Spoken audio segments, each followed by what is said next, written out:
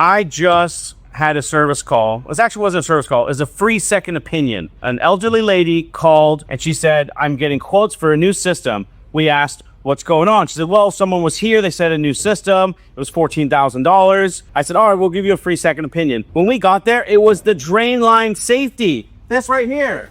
The drain safety was clogged.